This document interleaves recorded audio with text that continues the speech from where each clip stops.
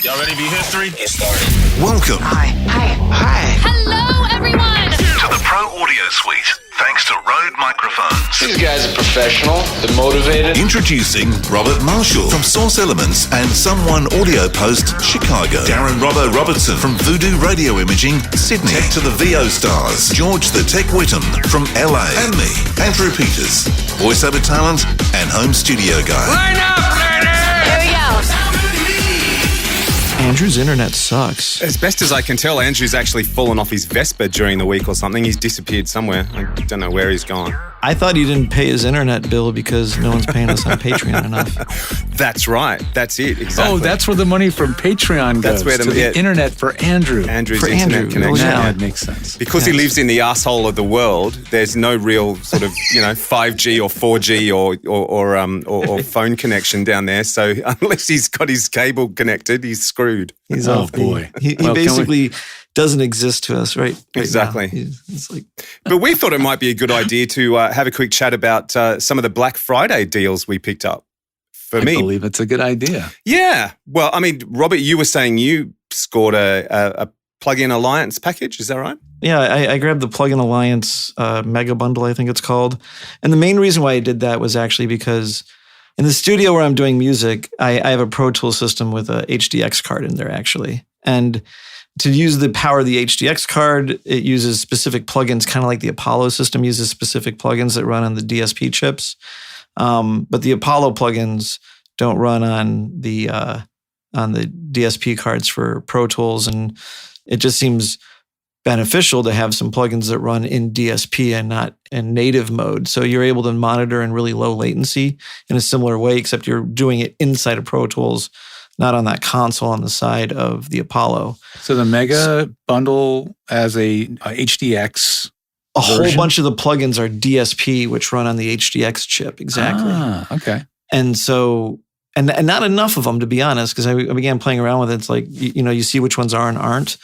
But their plugins are also just really good. They have a whole slew of emulations of specifically consoles.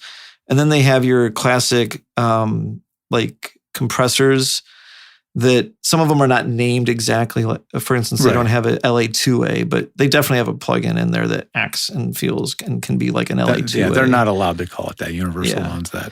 I'm looking but at the the ones list. that they- It's insane. It's huge. The Mega Bundle is insane. It is gigantic, yeah. Oh my and there's gosh, like some everything. fun stuff. Like there's that AMIC 9098 console, which is just a fabulous channel. If you kind of like the API channel, which is like the only one that has a gate in there in a way, that and the SSL, Yeah. as far as like a good I gate. like those. Yeah. Mhm. Yeah, so it's like that AMIC channel's got a limiter and a compressor and a gate, and it's pretty sweet. Like Yeah, they have they've a bunch got of that stuff. Alicia plugin emulation. They've got they've licensed a lot of actual brand names. Galleon Kruger head. bass amp. That Millennia compressor is really nice. Mhm. In there, The I was playing with TCL? that. Yeah, I forget what it is. It's like a black. Yeah. Looks like it's got two VU meters in the middle. TCL2. Yeah, Yeah. I'm looking at the list on their site. Yeah, it's a wow. It's And a hell also- of a deal. And also some of the SPL stuff, which is like funny enough for adding distortion. There's a saturator plugin from SPL that's got 2 knobs on it. Mm-hmm. There's the Attacker. yeah. Yeah, there's the Attacker. There's a D-Verb. from Yeah, I haven't SPL. played with that. Yeah. I think it's to Shadow Hills, which is pretty neat stuff. So yeah. even if I were to buy it today, not on special, what does it cost? It's like Well, they sell them all $299. outright, and they're not like waves. So usually when they sell the plugins, each plugin is $250 or so. They're not $99. So if you were to get it all perpetual licenses, I think they say it's like over $20,000. Wow. But then they do something else, not to sound like a spokesman, but they can definitely send me a check if they'd like. You pay for the bundle, and then you get that money back you can just go buy any plugin. I saw that. yeah, it's And a then, rental. and then you own it. So it's like the way they phrase it is like, you have the whole bundle, you find a few favorites, you buy them outright, and then you're done. You don't have to keep on subscribing. If you just have, like 2 or 3 years, you get effectively only 2 or 3 plugins. So That's a really clever business model. It is, isn't it? Like because they can make money on the rental, because you can continue to rent for as long as you keep sending them money, or you can just, after you've decided what you want, just keep what you want for good. So Correct. It's a really, really smart Right. business But model. I guarantee you, you will find good stuff in there all over the place. Yeah, and that's so pretty cool. you'll be hooked. And then you'll start using that stuff in your mixes, and then you'll just need it stuck long with term. it. Yeah, well, I'm actually just flicking through it now, and there's probably... Well, it's $25 a month. Yeah. And there's probably half a dozen things I've seen and gone, oh, that'd be fun to play with. Yeah, absolutely. I'll tell you what, some of there's some biometric plugins in there. Okay. Or something. Biome. I mean, the creative capabilities of those is insane. They're really like voice changing insanity. Like pretty cool that bio. I think it's called Biome or something. Sure, it's not BrainWorks, because there's a ton of BrainWorks. Well, BrainWorks is one of their main things, and BrainWorks are the main ones that have done the DSP plugins. Because it's like, I get the feeling with Plugin Alliance that they have, it's like a group of like people that make plugins, and then they're all selling through this common place. They're like kind of banding together. Yeah, like a collective. It's like a collective. Exactly. Yeah. Is it just me, or does it feel? Do you guys feel like everybody at the moment is coming up with saturation and distortion plugins? It seems like wherever you look, all the time, there's just a bunch of them. It must be the flavor of the month or something. Well, not just plugins. I mean, there's like vulture culture, like $4,000 and $5,000 boxes that do it. Yeah, it's all in the same thing as tape emulation, right? It's all just like good distortion plugins of some sort. I mean, they can't be that hard to make if there's that many of them. I think. There's one in here in your bundle that I've come across called Warble.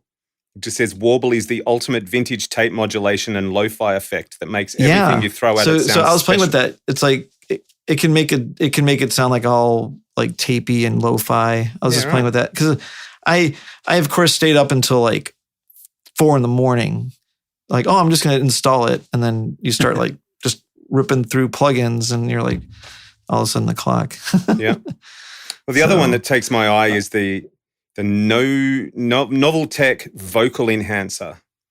Another one of these one-stop, hey, we make your vocals sound better. And they never seem to. I think a lot of those, like I had my experience with this. I think every engineer has gone through this at some point. I did this in early college with a band or something. And it's like, for me, you got the BBE. Remember that one, Robbo? Mm-hmm. Yeah, I remember that one. Okay. And you're like, oh, this is so good. It's so good. I love it. I put it on everything. It's just great, great, great. It's MSG for audio. Until one day you just utterly ruin a recording with it. Like MSG for MSG for food. Yeah. Yeah. And Too much MSG. You ruin and then all of a sudden you realize that like even when you didn't ruin it, some of your other recordings were probably even a little bit compromised. Mm-hmm. And you regain the appreciation of just a pure signal off the mic. And then you realize like, yeah. So a lot of these like enhancer plugins and things, it's like. Well, see, there you go. It is like MSG because, you know, you put in too much of it and then you become allergic to it. So it is just like MSG. Well, you become unaware of it because you like it so much that That's you're right. like, you think that's normal. And then your body goes, But now enough. you're like right, like my ear just like scraped off. It's funny though.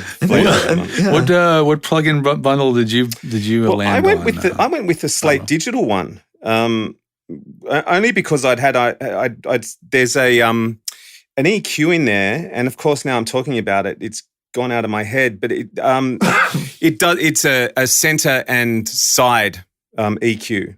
All in MS. One. Yeah, and I've been playing with that just over my mixes. And I'd sort of, I'd wanted to get it. I downloaded the demo and did that for the 7 days and went, okay, well, you know, when the time comes, I'll grab it. So honestly, I really just grabbed it for that. But there's some really great compressors and stuff in there. There's one called the Grey, which I've started using on, a bus that I set up in my mix. Is it like an LA2A? Like, is it Gray? Is it called Gray because it's the LA? No, it sounds a bit like an LA2A probably. But no, it doesn't look anything like one or sort of work anything like one. It's not two knobs. It's more than two knobs. But it's really nice. And I've stuck that across my mix comes down to sort of two stereo buses, one where all my vocal content goes out, and another bus where everything else goes out. So music effects goes out. And I've been using it on there. Just learned a new thing. Stuck it on there. Sorry? No, everybody listening just learned a technique. There you go. Well, mixing. The main reason is because another trick I learned from a friend of mine about 6 months ago was sticking a sidechain compressor across that bus. So for radio, if you get it right, you can get it to give your voiceover just that bit more kick by just sort of compressing everything that's going on underneath it on sort of a really fast attack and release. You're sidechaining the whole mix to the voiceover? Yes. Sorry, that's not a ducker? Bus. It's kind of like a ducker, I guess, but it's a ducker. Yeah, but it works really fast on attack and release, and it seems to gives. So I'll give you the second version of that I like to do. Is you take a multi-band compressor, and now you don't knock down the whole music track. You just take out like the mids, 2 to 6K and sidechain that. Scoop out the mids. Scoop out the mids and make some room for the voice, but it doesn't sound like the whole music is dropping out of nowhere. There's a plugin that I use further back in my mix that actually does that for you. It's called Track Spacer. It's incredible. I use it where if I've taken a vocal sample from an a cappella or something and stuck it over a different music bed, I use it on the music bed and sidechain that vocal grab to it to sort of carve out some space for the for that. Track Spacer. Yeah, Track Spacer. It's not really expensive. It's pretty cheap actually from memory. I've had it for a while now. It's kind of handy. Because I use the Waves C6 for that. Yeah. That's what I did before I found Track Spacer, to be honest with you. So I'm looking at it now. The only thing that scares me about Track Spacer is it looks like it kind of does it so granular. Like, have you ever played with the plugins that take a print of someone else's voice and then, or EQ of a mix, and then you try to apply that EQ to a different mix? Yes. Yeah, well, Isotope does that. You can do that in Isotope. Isotope Ozone. Does that. In Ozone. Yeah. Didn't Sony Sound there was a plugin in 1996 from Pro Tools that did it, from St. Croix, the guy that used to write articles from Mix Magazine. He made Paris and stuff. Mm-hmm. So same thing with that one. Like, if you go for the 100% match, it sounds like ass because it's just too much of a comb filter trying to but then if you use the percentage and you say, maybe I'm going to use 30 or 50%, you can get it closer and it still sounds natural because it's not trying to be the whole. So the C6, the sidechain multiband compressor method, is using just like one band. Yep. This Track Spacer looks like it's using. Well, you can. It is highly manipulable. You can actually drill down further. There's only 3 knobs on the front. There's low cut, high cut, and then the amount. But you can actually. There's a button. 32 bands. Yeah. So there's a button that you can actually get in there, and you can adjust everything else. Right. Track Spacer features a 32 band EQ. So instead of a 1 band, it's a 32 band. That's right. And you can adjust attack and release times and all that sort of stuff in the background. But those 3 on the front are the main ones. So do you know who else uses Slate? Is I think Mr. Silverman. Yeah, Andrew said that. He thought that Jeff was a bit of a Slate Digital fan. Yeah, he was a big fan of their mic mimicker thing, like you get their microphone and then you can use any other microphone in the library, similar to the Townsend or the Antelope, but I think a very affordable version of it. These guys were first to that market. They had it before. They were second to it. I think Townsend was ahead of them, to be honest. Yeah, you sure? Maybe. It's close though. I mean, really, actually, the first one was the Slate though. The Slate was a cardioid. And Tari's fixed pattern, when Townsend came out. Slate's mic is clearly not it's certainly not the Antelope mic and not the Townsend. It's a Chinese mic. Well, it's a mono output. I mean, they may have a stereo one now, but it's a mono output mic. So Townsend Lab takes that to another dimension because it's 2 capsules. It's truly multi-pattern. Yeah, you can really the Antelopes do both. They have some lower priced Antelopes that do 1 capsule and then others that do edge mics. But the first ones to do it was with no capsule was Antares had mic modeler. And there's been preamps like the TC Gold channel that had that as well. But a modeler only works if the mic that you're using as a source mic was used to calibrate all the that model. Stuff that Antares was telling me in the late '90s is bullshit. kind of. Oh shit! It's just an effect, like how can you model an SM57, but the source is... I know, it's like if you don't give it the signal in the first place, how can you make it sound like that? I know, it was always known that it wasn't, but they were the first to start to market the concept of like, have a cheap mic and make it sound great. Well, Slate, so this also access pass, I'm scrolling and scrolling and scrolling. Like it's There's a insane shitload of amount stuff there. huh? Yeah. Which one's more, Plugin Alliance or Slate? Jeez. I can't remember what I paid for Slate. Pretty sure it was No, around which the one has more $20 plugins? mark. I'm pretty sure which one has more? I think the Plugin Alliance one would actually, looking at what you got. Really? Slate's got an interesting pricing model. They have a $25 a month, no strings attached. So, cancel anytime. Yeah.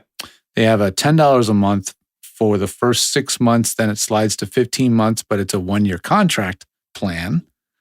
And then there's the $150, just pay it up front, a year plan. So they've got 3 different pricing models. So for Slate, they don't have any, or am I wrong, but I don't think they have any DSPs though. For me, that was... No. It's all native. Mm-hmm. As far as I can tell. Yeah, it's 100% native. Yeah. Well, that's why you see, if Waves had made DSP plugins, I probably never would have done Plugin Alliance. Right. If you could run Waves on your DSP. I never would have. Did we ever talk to them? Because when we interviewed the fellow from Waves, did we ever ask him about that? Yeah, he explained it to me. It's like basically, and I understand because of development costs. Yeah. Avid changes the chip that they make their plugins for. Mm. And you have a gigantic library of plugins. This is like millions of dollars to rewrite all your stuff with this new plugin format. So Waves was like, with this new chip format. You're like, right, we'll make our own DSP box.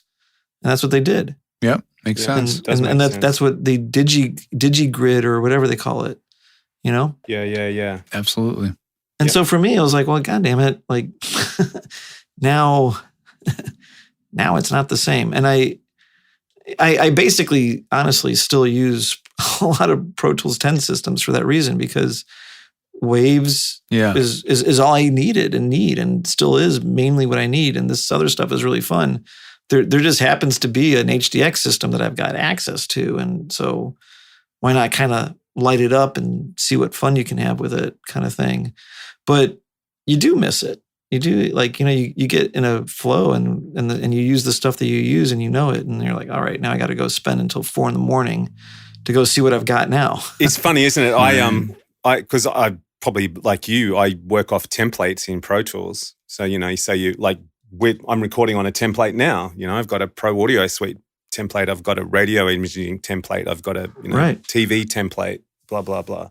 But you do. You buy a whole new suite of plugins and then you sort of go, oh shit, now I've got to adjust my template. But I guess what I tend to do, I don't know about you, but I tend to sort of open up a session and save it as, new template or something like that. And then I'll change out plugins that I've been using and switch in some of the new ones and then sort of just save that session as my template. So I've sort of used a real life job to set up my new template, which I kind of find works for me. I'd say that for me, I probably have some revelation 2 or 3 times a year that I actually modify my template. And it's usually more about the routing, just because a lot of the external sound design and things that I do, I guess I'm often not using as many plugins to achieve it. And it's more editing and working with sound effects. And then when I do use a lot of plugins, it's like, well, let's pitch it up and I'll just hit it with an Audio Suite plugin. So it's not like in my mixer. It's all processing. Or I'll line a whole bunch of sounds up and put some reverb on it and find a reverb plugin that I like. And it's all this thing. And then I'll just knock it down to a file and put it into the mix, because after a while it's just done. Treat it like a single sound effect. You can move quicker. Amazingly, by locking yourself in, you can move quicker in the end. And you always have that file, that session that you used as like a sort of paint palette to make a sound with a bunch of crazy plugins. How about you, George? Do you use plugins when you're creating stacks for people that they already have, or do you recommend they buy certain plugins? How do you work with that stuff?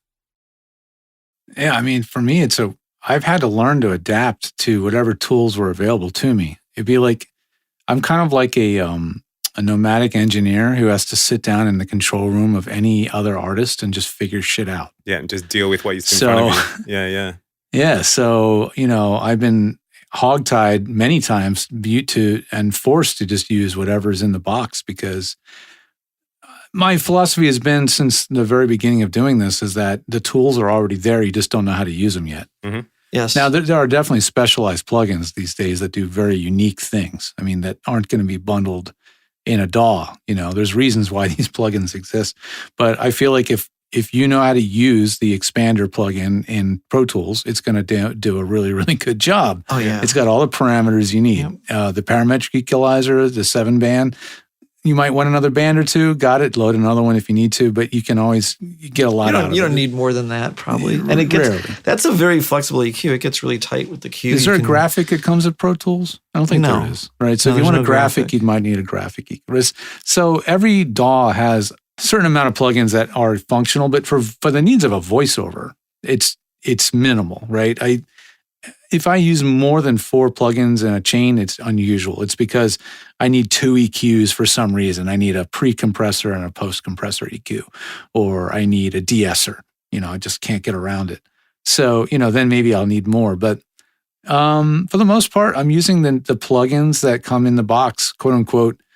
Like Twisted Wave, it doesn't come with any, but what it's doing is using the AU plugins that every Apple computer comes with. Yeah. People, if you've never used Twisted Wave, you probably wouldn't have no clue that every Mac has a suite of plugins. They're already there. Are they the best tools in the world? Heck no. Do the interfaces make sense all the time? No. But I've gotten used to it. Well, the interfaces are usually just a pile of sliders. And they were a meter. That's a good. They were back in the day. They did add a better GUI to them. So they all have a GUI layer now that makes them a lot more usable. Mm-hmm. But they used to be like that, exactly. So, I mean, do you know what comes with a really good sounding set of plugins actually is Logic. Right. Yeah. With Logic, you're getting the Logic's own plugins, which I'm sure they brought in when they bought Logic from whoever they bought it from. eMagic, right? Yeah. And but the compressors are really good in there. Yeah. And it's like you have everything you need in the same way that Pro Tools gives you everything that you need. I mean, any modern DAW or recording program, does any of them come with a truly bad plugin? Like if you load a compressor or whatever, does it sound garbage? Okay. No. What's like even the Reaper plugins, which look insane complex, those are still also deadly effective and they do their job without a problem. They just don't have a pretty GUI. I would say the only DAW that comes with a bundle of plugins where some of them are just really badly designed would be Audacity. Like their expander gate has a single slider for the attack and the release. Oh, really? Like that is dumb. Like if it was designed by an engineer. Audacity tries to be too easy. Well, yeah, but it still has 7 parameters you can fart around with, but one of them is not an independent release. So it's like, I guess I'll put it around I put it around 20 milliseconds. That's okay. It's closing too quick. Yeah, it's like, so that's what you get with Audacity, right? It's a real mixed bag. So if someone's on Audacity, I will almost always ask them to install a plugin called Tdr Nova. And Tdr Nova is a really, really good free compressor and EQ plugin. So it's a multi-band compressor EQ. So you can use it for de-essing. You can use it for wideband compression. You can use it as just a parametric EQ. It does all that stuff. And it's free. So I hate using the Audacity EQ. Listen to me, guys. You will not believe this as engineers. You cannot audition the sound of the EQ while you're adjusting the EQ. Oh, really? So I liken it to this. Like it's like being a painter, right? So you have your canvas, you grab the right brush, and then right before you put it on the canvas, you put on a blindfold. That's right, and go for it. Reach over and touch the can, and then you take the blindfold. That's pretty. I have a better one for you. One of my favorite movies. Do you know UHF by Weird Al? Oh God, yes. Mm-hmm. Okay, Spatula City. There's a scene where there's a blind guy sitting on a park bench next to a bum, like a homeless guy. And the blind guy's got a Rubik's Cube. So he makes a turn and he hands it to the bum and the bum goes, nope. And then he hands it back to the blind guy. That's why I love Weird Al. His brain is just, he's a comedic genius. He's so funny. That could have been Michael, what's his name? Who played the janitor? Michael, what's his, he was in freaking. Well, he was in Seinfeld. Yeah, what's his name? Michael Richards. Michael Richards was the janitor. How Kramer. Funny. How funny was that? He's like, you can drink from the fire hose. Yeah. Oh, kids, now you can drink from the fire hose, and they get blasted. It's such a great movie. It's so stupid and funny. So anyway, that's what it's like using the native EQ in Audacity. So in Tdr Nova, it has a proper preview button. You can click that and you can tweak your EQ the way you normally would. So I often will make I'll say in my long list of instructions on how to import your Audacity macro as I make them, install Tdr Nova because you'll be using, this is going to be part of your macro. So that's a rare exception. So mostly I'm using the native stuff that comes with the system. If they need mouth declicking, then okay, go get Isotope RX, and we'll put that in there. So George, is this a common scenario? Because here's what's happened to me. You're helping somebody out, they've got an Apollo. The precision EQ and the precision channel, even the compressor on the precision channel is okay, but it doesn't have a gate, and they just have to have a gate. Right. So you're reaching to the API. Oftentimes, yeah. Mm-hmm. For that, which is like $250. Yeah, there's often coupon codes, but still, you're going to spend minimum $150. I always get them to get the legacy SSL. Uh-huh. Because I think it's like $150. Okay. And it pretty much has just about as good of a gate. Yeah. Actually, I'm not sure. It has an expander mode, right? So it has a true expander. Mode, right. Yeah, it's not a gate, it's an expander. Yeah, yep. And that's got your channel EQ and your whatnot. And but it's like similar scenario, right? You're just like, what do you got here? Like you're rummaging through their most people have the stock suite of plugins. And I'll know, and I'll look at their plugins and I'll go, oh no, they don't have an expander. So let's talk about expanders and let's look at what coupon codes they gave you and what desales there are. Let's go find one. Do you know what drives me nuts about UA is that they put in every single demo.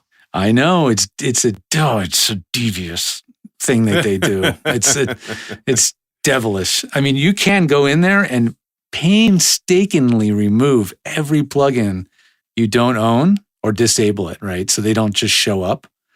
But it's super tedious to do it. It's like no one's going to do it. They could easily have a checkbox that says disable all plugins that you don't own, right? But that's the last thing they're going to do because they want you to discover their plugins. They want you to That's right. To use them. Of course they do. They just want you to buy them and then. And people often will see, oh, there's an update to the UAD console. I should install it, right? I'm like, no. Like if it's working, don't fart with it. Because all that update is to get so you have the newest SSL 1073 heritage blah blah blah model. It's like or the newest version of the API vision or whatever. They just release new models of the API and a few other things. I like how they invalidate their old stuff. Like there's the legacy stuff, which now they're happy to give away. And then like now there's the new LA2A. So that means that just like with Antares in the 90s when they lied to me about mic model. You'll never forget. That's right. And it's like they lied to me about that LA2A, the first one. Apparently it wasn't really an LA2A because now the new LA2A is the new LA2A, is the old LA2A. There's the legacy. Yeah, they call them legacy, right? So there's a bunch of legacy plugin models in the UAD console. And this bit me in the butt recently when I installed a new system and we were on a new console, new install, and I loaded the guy's presets and the API didn't load. It wouldn't authorize. And they're like, no, it's a legacy plugin. You still have a license for it. And I'm like, yeah, show me. Where the heck is it?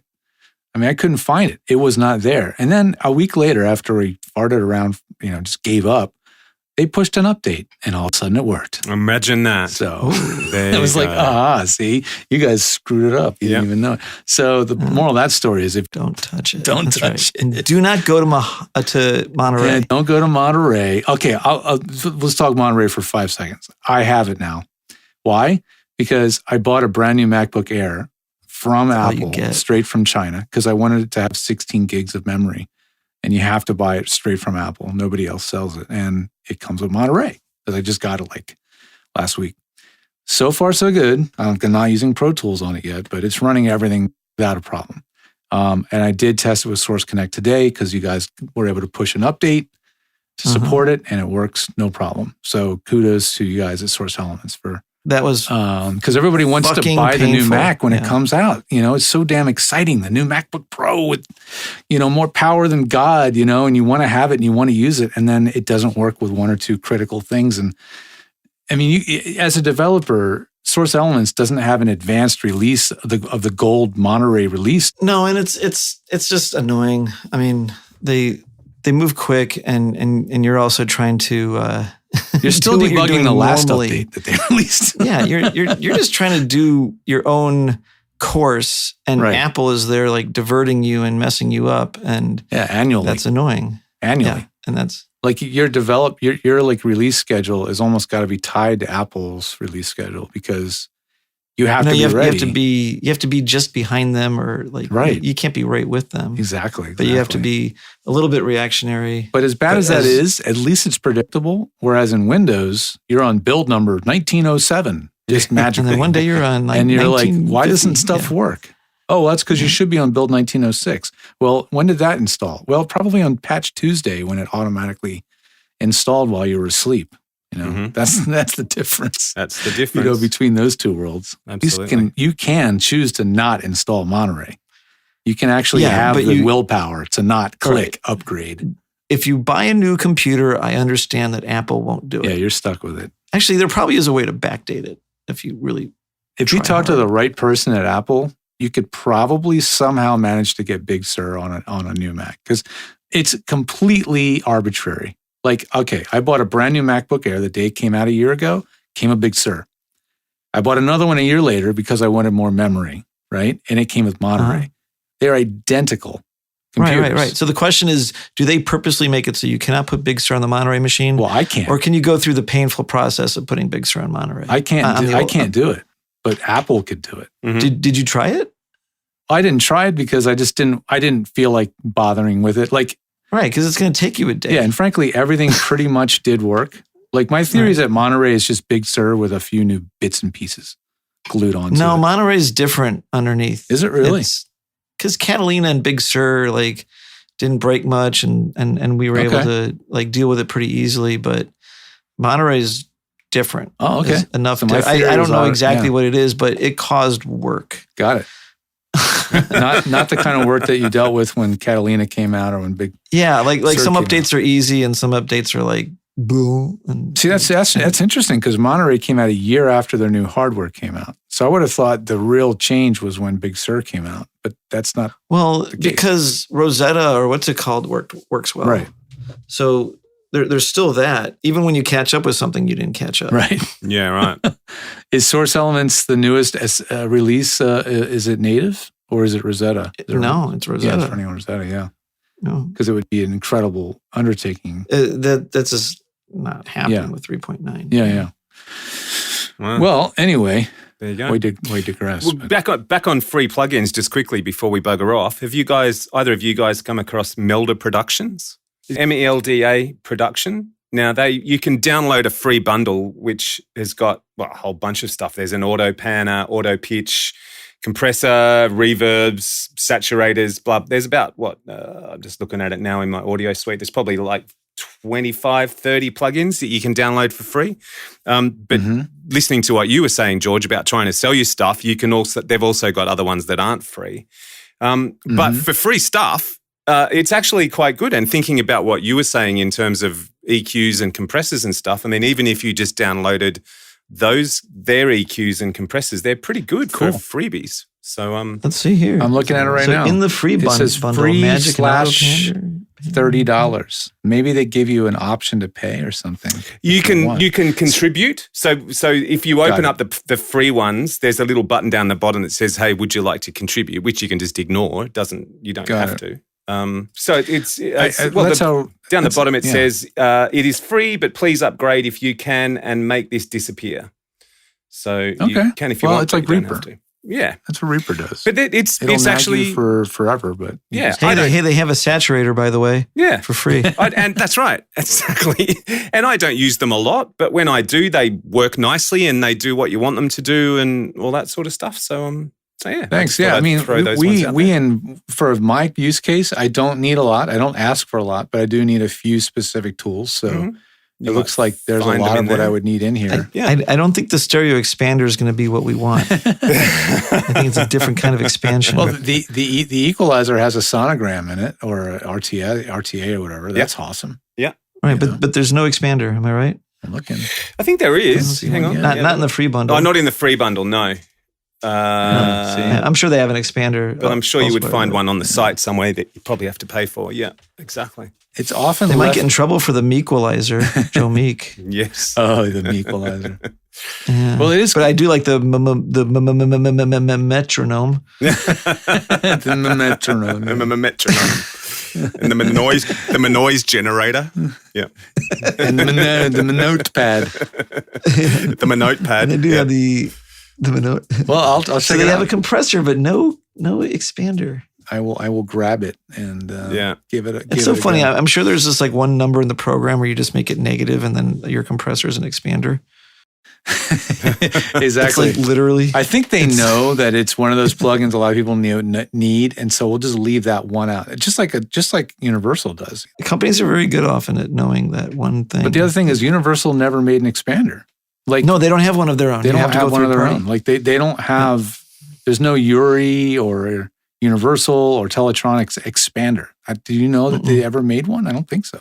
Right. So all the plugins. Did Universal themselves ever make one? Yeah, all those plugins they give you for free are because they own those licenses. They are their own licenses. That's why they're free. Yeah, but okay. But if you think about it, the precision channel that has a compressor. Yeah. Like they could have put an expander in there. Do they? Is one of the precisions that you pay for an expander?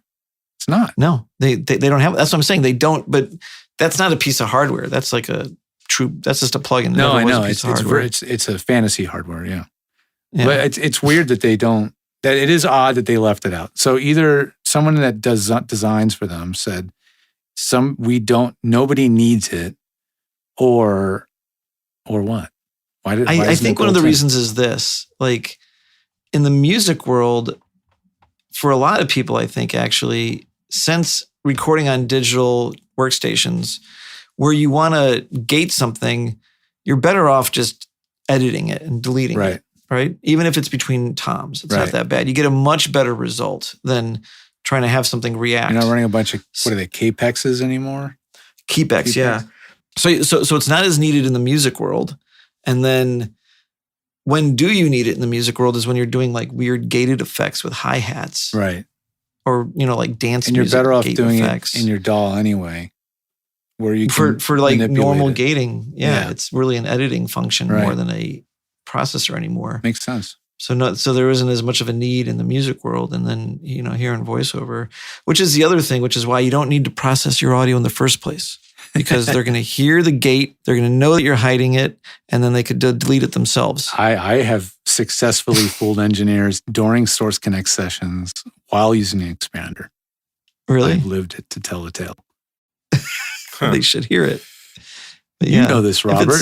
Yeah, you were tangentially involved. I'm trying to remember now.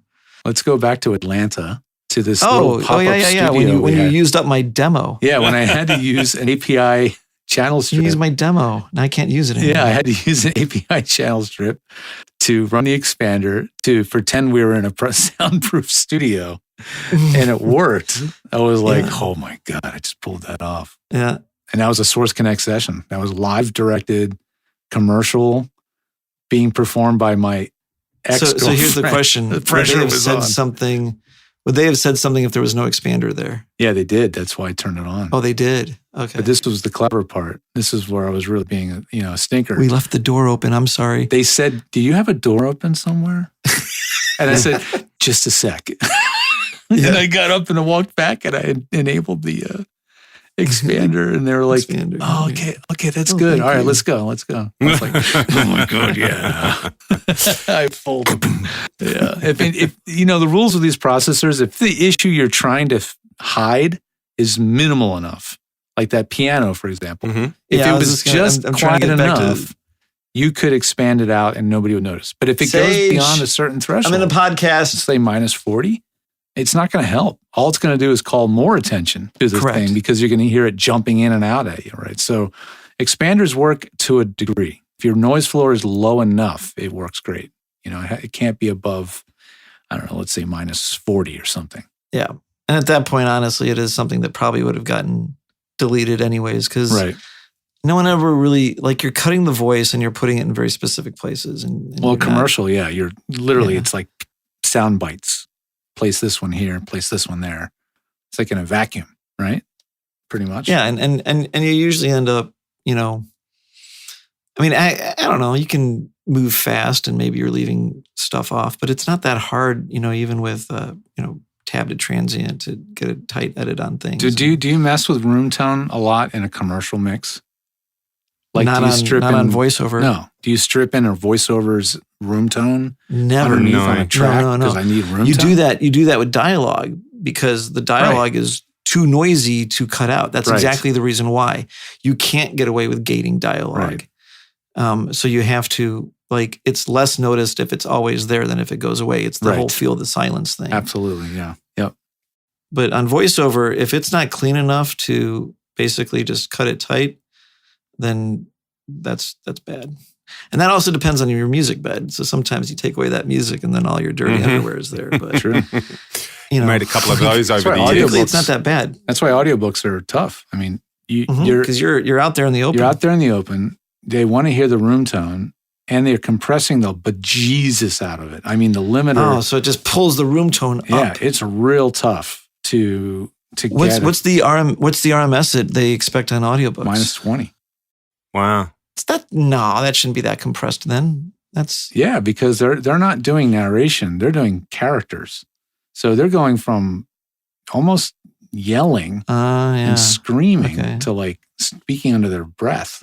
So their dynamics are all over the place. That's an issue. That's an issue where it should be mixed. Yeah, but there's not no budget compressed. for that in audiobooks. Nobody's sitting there Hold on. mixing an audiobook. I mean, if they are, I would. You can hear him squeak through his mute button.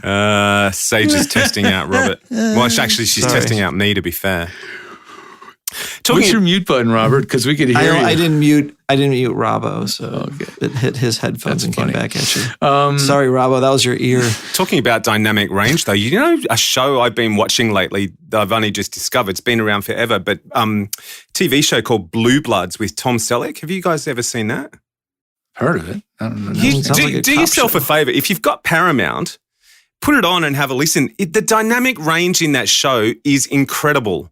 Like there are bits where I've actually had to turn the TV up, right? So I've actually had to turn the TV up to actually hear the dialogue. But then they'll cut to a car chase or a gunfight scene or something. It's like, holy shit, I've just woken the whole fucking house up, and you got to quickly turn the volume down again. Yeah, I don't know. that means who did the mix for broadcast didn't rebalance the that's dynamics right. for broadcast. Because that's Yeah. for cinema and theater, you want all that. You want that. I was just going to say, back in the day when we would do a commercial and it was for a cinema release, but it was before the Calm Act, then you'd have this commercial mix. It's just like in your face. Right. And then you have to do the cinema release of it, and you'd have to make it like, minus, I thought what it was, like 80 LK.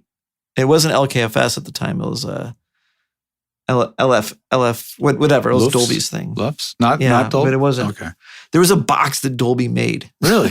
that you had to run it through. No way. It had XLRs in and out, and it'd give you a number. And I'm trying to remember but it was sort of a predecessor to LKFS. And you'd always have to like take all the compressors off and and then your mix falls apart a little bit, right?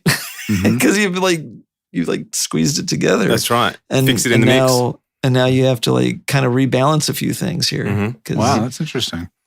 Yeah, I wonder whether Well, yeah, that's it. so, I wonder yeah. whether they've done a separate episode or a separate mix for Paramount or something like that. Because it's a TV show. It's like 12 years worth of episodes.